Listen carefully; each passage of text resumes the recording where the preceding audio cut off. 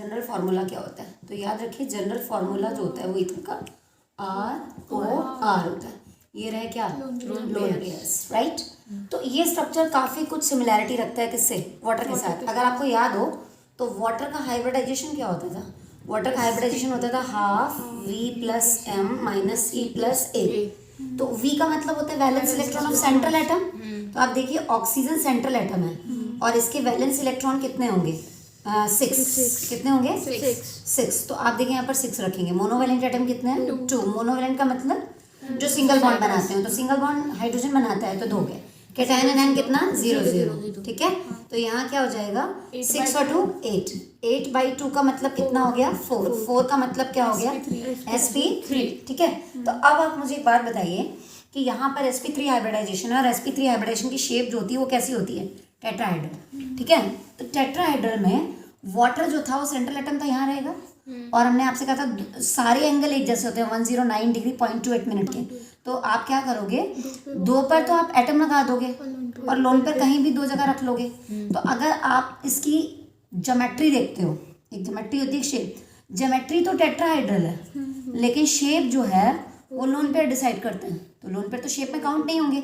Then it will be counted as a inverted V, या फिर इसे आपको याद होगा बेंड शेप बोलते हैं। ठीक है। तो ये इन्वर्टेड वी यहाँ बेंड शेप हो गई, इन्वर्टेड वी शेप। तो अब आपको ये बात याद रखनी है कि अगर इन हाइड्रोजन्स को मैं R से रिप्लेस कर देती हूँ तो ये ईथर ही तो बन जाएगा। तो इसका मतलब ईथर की शेप भी क्या होती है? Inverted V shape. ओके। और ये जो 2 लोन पेयर हैं ये इन बॉन्ड पेयर को क्या कर देते हैं? कंप्रेस। तो ये शेप बेंड भी तो हो जाएगी। ठीक है, बेंड शेप। तो चलते हैं अब सबसे पहले शेप भी आपको पता चल चुकी है, जनरल फार्मूला भी पता चल चुका है, क्लासिफिकेशन पे चलते हैं। ठीक। क्लासिफिकेशन क्या है ईथर का? तो क्लासिफिकेशन ये कहता है कि ईथर्स जो होते हैं वो 3 टाइप्स के होते हैं। ठीक। कौन कौन से? On the basis of alkyl और एराइल ग्रुप बता रही हूँ। किसके बेस पर? ऑन द बेसिस ऑफ, ये अल्काइल ग्रुप होता है R ग्रुप, और एराइल ग्रुप। एराइल ग्रुप का मतलब एरोमेटिक रिंग, या फिर इसे आप लिख सकते हो क्या? बेंजीन रिंग नहीं बोलते हैं इसको, फिनाइल बोलते हैं। ठीक है। फिनाइल ग्रुप या एराइल ग्रुप एक ही बात है। तो इसके और इसके बेस पर हमारे जो ईथर होंगे वो 3 टाइप्स के होंगे। पहला मैं क्या लिखने वाली हूँ? Alkyl ethers. ठीक है। और दूसरा मैं क्या लिखने वाली हूँ? Only aryl ethers. और तीसरा मैं क्या लिख रही हूँ? Alkyl aryl ethers. आप देखिए आपको 2 मिनट में समझ में आएगा। अल्काइल ईथर्स का मतलब R लगा होगा दोनों तरफ। देखो अल्काइल ईथर्स, अगर O ग्रुप के दोनों एंड्स पर अल्काइल ग्रुप लगे तो अल्काइल, अगर O ग्रुप के दोनों एंड्स पे एराइल ग्रुप लगा है तो क्या बोलेंगे उसे? Aryl ether. और अगर O ग्रुप के दोनों एंड्स पर एक तरफ अल्काइल ग्रुप लगा है और एक तरफ एराइल ग्रुप लगा है तो उन्हें हम क्या बोलेंगे? Alkyl aryl ether. बोलो कोई प्रॉब्लम तो नहीं है? तो इस तरीके से आपके तीनों आपको ईथर समझ में आ गए होंगे। बोलो। अब जो है on the basis of symmetry, मैं आपको नेक्स्ट क्लासिफिकेशन देने जा रही हूँ। किसके बेस पर दूंगी? Symmetry. On the basis of symmetry. अब वैसे तो सिमेट्री बहुत टाइप की होती है लेकिन यहाँ पर प्लेन ऑफ सिमेट्री की बात की जा रही है। ठीक है। तो on the basis of symmetry के बेस पर आपके 2 टाइप के होंगे, सिमेट्रिकल ईथर्स, और दूसरे कौन से होंगे आपके? Unsymmetrical ethers. ठीक है। सिमेट्रिकल ईथर्स क्या होंगे? जैसे मैंने आपको एक ईथर दिया, देखो दोनों तरफ अल्काइल ग्रुप लगा हुआ और आप इसे इस वाली साइड से अगर कट करते हो बीचों बीच से और दोनों तरफ आपको इक्वल पोर्शन मिल रहा है तो ये सिमेट्रिकल में काउंट होगा। और अगर मैंने आपको कोई ऐसा ईथर दिया है, आप उसको बीचों बीच में ओ वाले पोर्शन से कट मारते हो और दोनों तरफ आपको डिफरेंट ग्रुप मिल रहे हैं तो आप उसे अनसिमेट्रिकल ईथर बोलोगे, राइट। तो ऊपर वाला आपका कौन सा हो गया? Symmetrical ether. और नीचे वाला कौन सा? अनसिमेट्रिकल। तो अब आप आसानी से इसको रिकॉग्नाइज कर सकते हो किसके बेस पर? सिमेट्री के बेस पर। ठीक है। तो अब आप मुझे एक चीज़ बता दो कि ये वाला जो है वो किस में काउंट होगा? सिमेट्रिकल में या अनसिमेट्रिकल में? अनसिमेट्रिकल में, क्योंकि दोनों तरफ ग्रुप कैसे हैं? डिफरेंट। अच्छा, ये वाला किस में काउंट होगा? सिमेट्रिकल में, क्योंकि अभी दोनों तरफ R लगे हुए हैं। ठीक है। R का मतलब सिमिलर ग्रुप लगे हैं। अगर मैं एक तरफ R लगा दूं और एक तरफ R' लगा दूं तो अनसिमेट्रिकल। ठीक है। तो एक नंबर में आपसे बोर्ड एग्जाम में पूछा भी जाता है, बोर्डिंग सॉरी NCERT में, कि what do you mean by unsymmetrical ethers. तो आप बोलिएगा ना, those ethers in which both the groups are different, उन्हें क्या बोलते हैं? Unsymmetrical ether. चलिए चलते हैं अब जल्दी से। सबसे पहले पढ़ेंगे हम ईथर का मेथड ऑफ प्रिपरेशन। क्या पढ़ने वाले हैं? Method of preparation.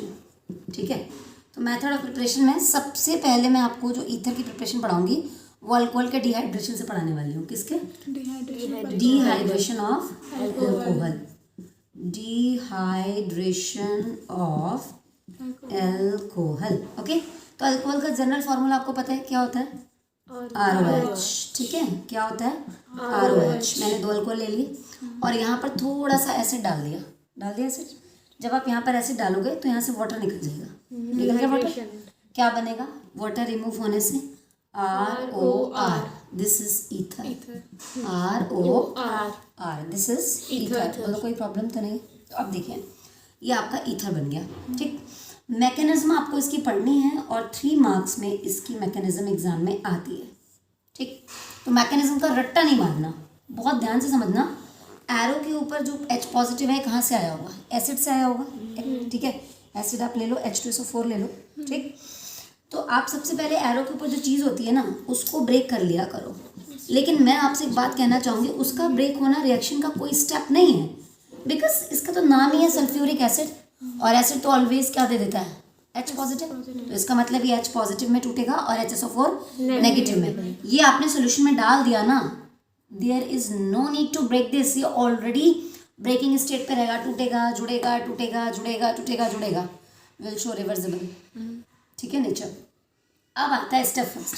Step first क्या आता है? याद रखिएगा, जिन भी रिएक्शंस में एसिड पड़ा होता है ना, मतलब ये जुगाड़ है आपके लिए कि उसका जो H+ है वो कहीं पर भी अटैक करता है तो उस प्रोसेस को हम बोलते हैं, उस स्टेप को हम बोलते हैं प्रोटोनेशन। किसका होना है प्रोटोनेशन? हमारे पास यहाँ पर 2 अल्कोहल आपको नजर आ रहे हैं, दोनों सेम है। तो इसका मतलब यहाँ पर जो चीज़ को ब्रेक करते हैं, ब्रेक करने के बाद ज़्यादा रिएक्टिव रिएक्टेंट पे अटैक कराते हैं। तो इनमें से फिलहाल दोनों की रिएक्टिविटी सेम है ना। तो इसका मतलब हम किस पे अटैक कराएंगे? अल्कोहल पे। दोनों एक ही जैसे हैं। तो यहाँ पर मैं स्टेप का नाम रट्टा नहीं मारूंगी, लिखूंगी क्या? Protonation of alcohol. Protonation of alcohol, ये रहा आपका अल्कोहल, राइट। और आप इसको दे दीजिए H+। मुझे इतना बताइए, हाइड्रोजन के पास 1 इलेक्ट्रॉन होता है, पॉजिटिव चार्ज का मतलब वो भी गया। अब तो हाइड्रोजन के पास कुछ भी नहीं है और इसको अपना डुप्लेट पूरा करना होता है तो इसे 2 इलेक्ट्रॉन चाहिए। तो ये ऑक्सीजन से लोन ले लेगा। आप एरो ये वाला इधर लगाओ या फिर यूँ कहो कि H पॉजिटिव लोन लेने पहुँच गया, ऐसे लगाओ, इट्स ओके, चलेगा। ठीक, एक तरीके से ये पॉजिटिव का मतलब कमी है। जब ये लोन यहाँ से उठा लेगा दोनों इलेक्ट्रॉन तो ये वाली कमी इस पर नहीं आ जाएगी, इसका तो इसके साथ बॉन्ड बन जाएगा। तो क्या बनेगा? ROH, एक और H जुड़ गया और ये बन गया पॉजिटिव चार्ज। पर मैं आपसे यहाँ कुछ कहना चाहती हूँ, कुछ लोगों को ये चीज़ समझ में ही नहीं आती है कि यार चार्ज कहाँ से आ गया, कैसे आ गया। यार इट्स वेरी सिंपल। अगर मैं आपसे ये कहूँ कि H पॉजिटिव को ये लोन दे रहा है तो आपको ज़्यादा अच्छे समझ में आएगा। यहाँ ये आ गया समझ में, कोऑर्डिनेट बॉन्ड लगा दिया मैंने तो आपको लग रहा है मैम ये ठीक है। तो यार ये ठीक है और वो भी ठीक है, क्योंकि आपको पता है कोऑर्डिनेट बॉन्ड का मतलब होता है, आपने कभी पढ़ा हो, एक कोवेलेंट और दूसरा आयनिक। और आयनिक में भी पॉजिटिव चार्ज उस पर आता है जो देता है और नेगेटिव चार्ज उस पर आता है जो लेता है। प्लस माइनस कैंसिल हो गया, बात तो वही आ गई। ठीक है ना। और अब जुगाड़ ये है कि इसको टेंशन हो रही थी, इसने इसकी हेल्प की कि आओ मेरे लोन पर उठा लो। तो लोन पर उठा के ये तो रिलैक्स्ड हो गया बॉन्ड बना के, ये टेंशन इस पर क्रिएट हो गई। याद हो जाएगा, हो गया प्रोटोनेशन ऑफ अल्कोहल। सेकंड क्या होगा? स्टेप सेकंड की अगर बात करें तो आप देखिए ऑक्सीजन पर पॉजिटिव चार्ज है, ज़्यादा देर तक अपने ऊपर पॉजिटिव ऑक्सीजन बर्दाश्त नहीं करती है क्योंकि ऑक्सीजन जो होती है वो इलेक्ट्रॉन नेगेटिव इन नेचर। तो अब बर्दाश्त नहीं करेगी तो ये बॉन्ड का इलेक्ट्रॉन छीन कर अपने लोन पर फ्री करके अपने आप को रिलैक्स करेगी। और जब ये रिलैक्स करेगी तो इस वाले कार्बन पे बेचारे पे पॉजिटिव आएगा, और जब इस पर पॉजिटिव आएगा, this is the second alcohol जो इसकी हेल्प करेगा। कैसे? सेकेंड अल्कोहल के ROH पे भी तो ऊपर लोन पे है, तो ये कह रहा है अगर तेरे पे कमी आ रही तो मुझसे लोन पे ले लो। तो 2 काम एक साथ होंगे, ये अपने लोन पे इसको दे रहा है यानी न्यूक्लियोफिलिक अटैक हो रहा है किसका? अल्कोहल का ऑन कार्बोकेटाइन, ये इसके पॉजिटिव चार्ज आने वाला है। और रिमूवल ऑफ क्या हो रहा है? वाटर। नहीं आई बात समझ में? तो आप ऐसा लिख सकते हो, nucleophilic attack of alcohol and removal of water. Step का नाम हो जाएगा आपका nucleophilic attack of alcohol and removal of water. बताओ कोई प्रॉब्लम तो नहीं? और अब देखिए फाइनली वाटर रिमूव हो गया, ये रहा आपका वाटर। और इस पॉजिटिव पर जब इसने हेल्प किया तो ये तो इससे बॉन्ड बना लेगा, बट इस ऑक्सीजन पर कौन सा चार्ज आ जाएगा? Positive. And now you will get ROH R positive. समझ में आया अच्छे से? प्रॉब्लम तो नहीं होगी। और याद रखिएगा जिन रिएक्शंस में पहला स्टेप प्रोटोनेशन होता है, डेफिनेटली उनमें लास्ट ईयर डीप्रोटोनेशन ही होता है लास्ट स्टेप। तब देखिए लास्ट स्टेप में क्या होने वाला है? डीप्रोटोनेशन। एक तो इस बात की गारंटी हमें यहाँ से भी मिल गई, और एक गारंटी और मिलेगी। क्यों? Again oxygen is positively charge, और ऑक्सीजन का नेचर क्या है? इलेक्ट्रोनेगेटिव। तो ज्यादा देर तक अपने ऊपर क्या नहीं बर्दाश्त करेगी? पॉजिटिव। तो हम इसको क्या लिख सकते हैं? डीप्रोटोनेशन ऑफ क्या? Alcohol and formation of product. Formation of product. नहीं आई बात समझ में? और अब देखिए डीप्रोटोनेशन हो गया, what हो गया है ना? and now you'll get ROR along with H positive, and this H positive will come here and the reaction get back. Okay, वापस आपको H2SO4 मिल गया। ये बात ये प्रूफ करती है कि H2SO4 रिएक्शन के अंदर जाता है, काम करा के किधर निकल आता है? वापस निकल आता है। बताइए कोई प्रॉब्लम तो नहीं है? और इस तरीके से आपकी मैकेनिज्म हो गई। अब नेक्स्ट है आपकी प्रिपरेशन विलियमसन सिंथेसिस। क्या है? Williamson synthesis. तो चलते हैं कि विलियमसन सिंथेसिस क्या है। तो शॉर्टकट में मैंने कभी आपको हेलो अल्केन में भी पढ़ाई है। एक्चुअली हेलो अल्केन की ये प्रॉपर्टी है और ईथर की प्रिपरेशन है, इसलिए आपको 2 बार पढ़ने को मिल रही है। ठीक है, तो अब देखिए नेक्स्ट जो मेथड ऑफ प्रिपरेशन है उसका नाम क्या है? Williamson synthesis. ठीक है, एक जुगाड़ बताया था आपको विलियमसन सिंथेसिस का कि आप इसको ऐसे लर्न कर लो, दिस इज रोना, दिस इज रोना। ठीक है, किसको बोला जा रहा है? रैक्स को।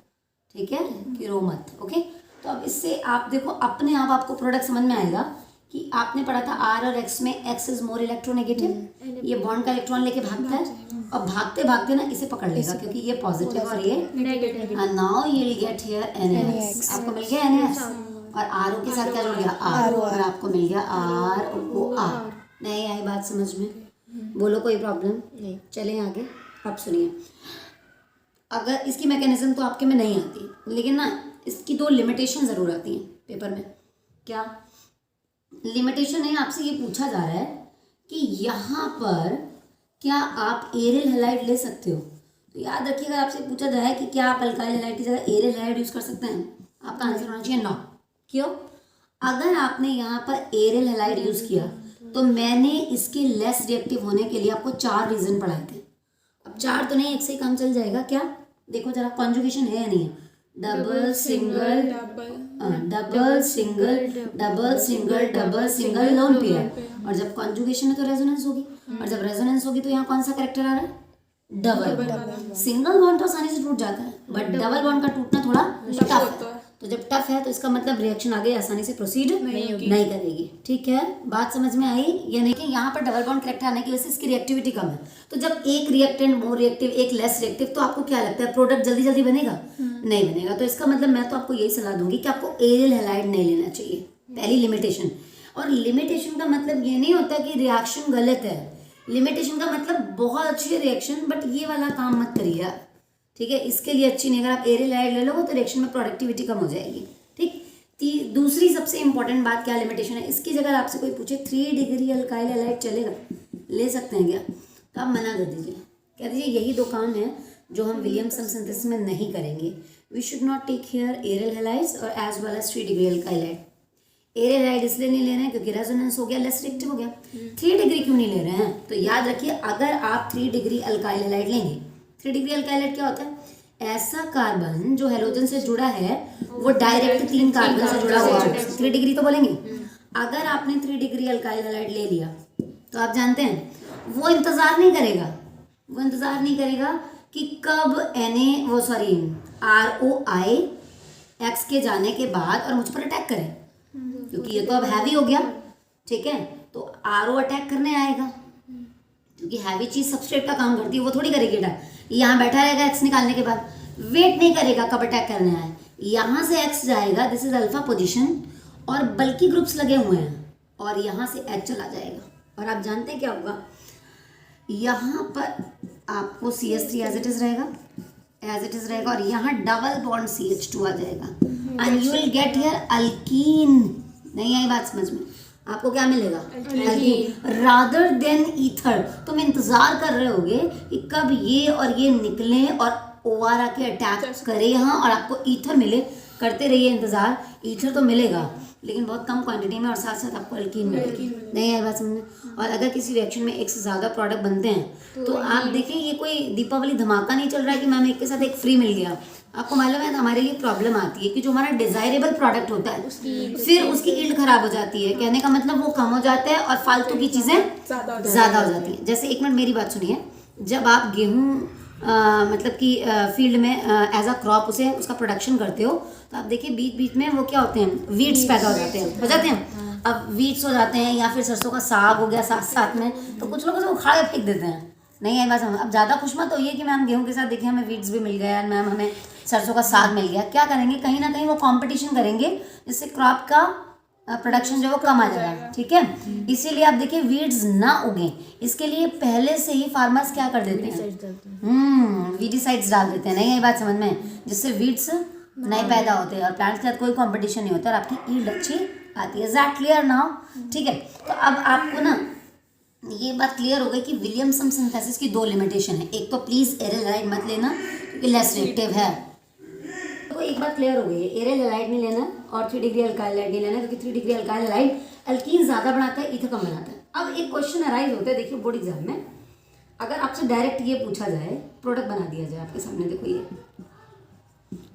ये वाला प्रोडक्ट रख दिया गया और आपसे कहा जाए, एक पहले तो मैं आसान क्वेश्चन आपसे पूछ रही हूँ, आप कौन सा पाथ यूज करोगे इसको बनाने के लिए? कहने का मतलब दिस वन या फिर दिस वन।